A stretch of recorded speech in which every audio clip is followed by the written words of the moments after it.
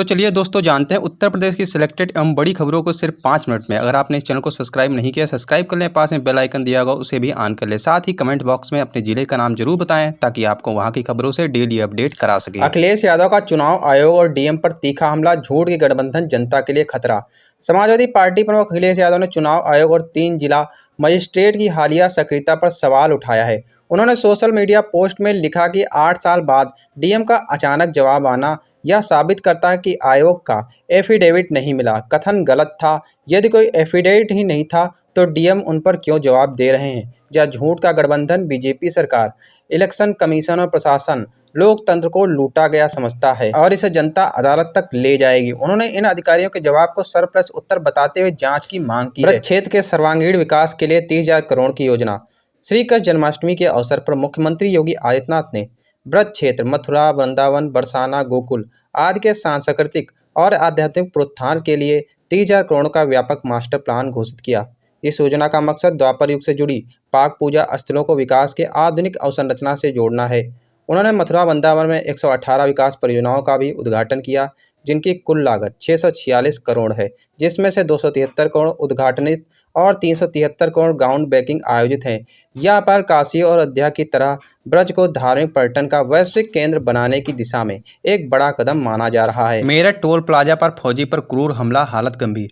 मेरठ स्थित भूरी toll plaza पर एक पुराने फौजी कपिल सिंह के साथ बर्बर हमला हुआ। उग्र हमले में उनकी जांघ, कूल्हा और हाथ की मांसपेशियां फट गईं। साथ ही उन्होंने कई अंदरूनी चोटें भी झेली हैं। घटना के तुरंत बाद उन्हें अस्पताल में भर्ती कराया गया और उनकी हालत चिंताजनक बनी हुई है। इस घटना की गंभीरता को देखते हुए पुलिस ने कई आरोपियों को गिरफ्तार कर उनके खिलाफ गंभीर धाराओं में मामला दर्ज किया है। यह घटना कानून व्यवस्था और सुरक्षा के दृष्टि से बेहद चिंतास्पद मानी जा रही है। अमेरिकी टैरिफ से प्रभावित उत्तर प्रदेश उद्योगों पर अखिलेश यादव का हमला। समाजवादी पार्टी प्रमुख अखिलेश यादव ने कहा कि अमेरिकी टैरिफ ने उत्तर प्रदेश की प्रमुख निर्यात आधारित उद्योगों, भदोही के कालीन उद्योग, मुरादाबाद के पीतल व्यवसाय और कानपुर के चमड़ा उद्योग को संकट में डाल दिया है। उनका आरोप है कि सरकार ने इन उद्योगों को कोई सहायता नहीं दी, जबकि ये क्षेत्र विदेशी मुद्रा अर्जित करने में महत्वपूर्ण भूमिका निभाते हैं।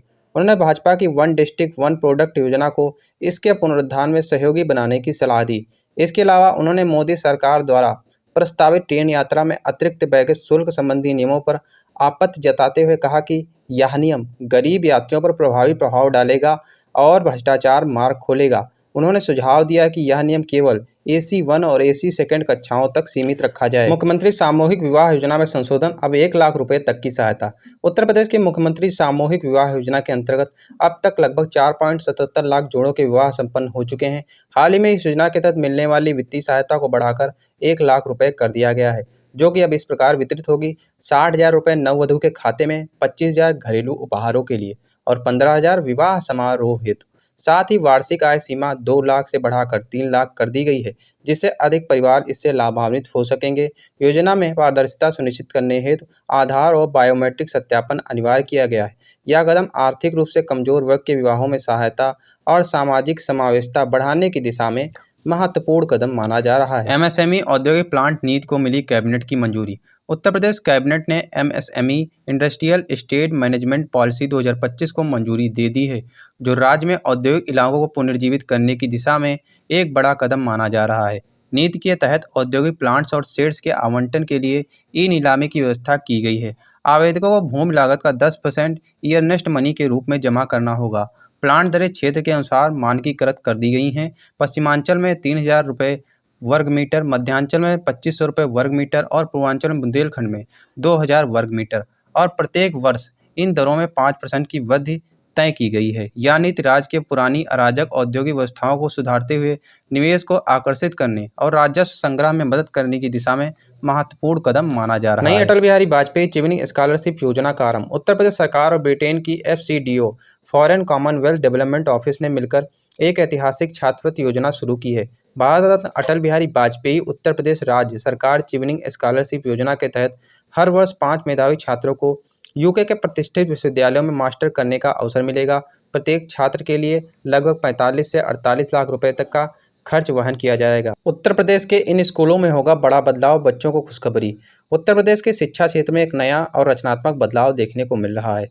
प्रदेश सरकार ने को लोकेटेड आंगनबाड़ी केंद्रों और बालक वाटिकाओं में पढ़ने वाले बच्चों के लिए स्टेशनरी वितरण की नई योजना लागू की है, जो न केवल बच्चों की पढ़ाई को रोचक बनाएगी, बल्कि उनकी रचनात्मकता और कौशल विकास को बढ़ावा भी देगी। अब छोटे बच्चों की पढ़ाई केवल किताबों और कक्षाओं तक सीमित नहीं रहेगी। उन्हें हर महीने pencil, crayon, water colour, chart paper, flash card और कार्यपत्रक जैसी सामग्री उपलब्ध कराई जाएगी, जिससे उनकी कल्पना शक्ति और रचनात्मक क्षमता को पंख मिलेंगे।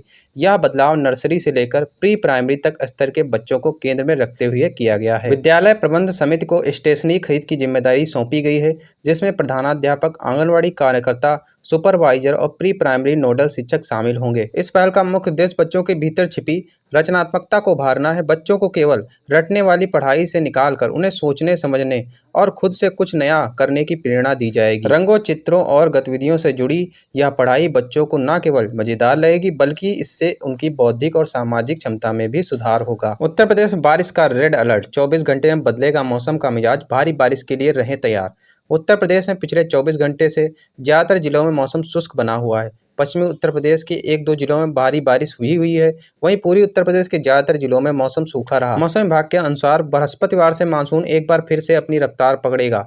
प्रदेश के 19 जिलों में भारी बारिश हो सकती है। IMD ने यूपी के जिन 19 जिलों में चेतावनी जारी की है, वो कुछ इस प्रकार हैं: ललितपुर, झांसी, महोबा, सोनभद्र, चित्रकूट, प्रयागराज, संत रविदास नगर, चंदौली, मिर्जापुर, बांदा, बरेली, लखीमपुर खीरी, पीलीभीत, बहराइच, श्रावस्ती, बलरामपुर, सिद्धार्थनगर, कुशीनगर, महाराजगंज, इनके आसपास इलाकों में भारी बारिश हो सकती है। लखनऊ में मंगलवार को सुबह से ही आसमान साफ रहा, तेज धूप निकली। दिन में कई बार बादलों की आवाजाही भी रही। मौसम में सामान्य से अधिक आर्द्रता होने तथा तेज धूप निकलने के कारण लखनऊ के लोग उमस भरी गर्मी से बेहाल दिखे। अधिकतम तापमान 34.5 डिग्री सेल्सियस और न्यूनतम तापमान 27 डिग्री सेल्सियस रिकॉर्ड किया गया। पिछले 24 घंटे में उत्तर प्रदेश में अनुमानित बारिश 9.2 मिलीमीटर के सापेक्ष 1.2 मिलीमीटर रिकॉर्ड की गई, जो सामान्य से 87% कम है।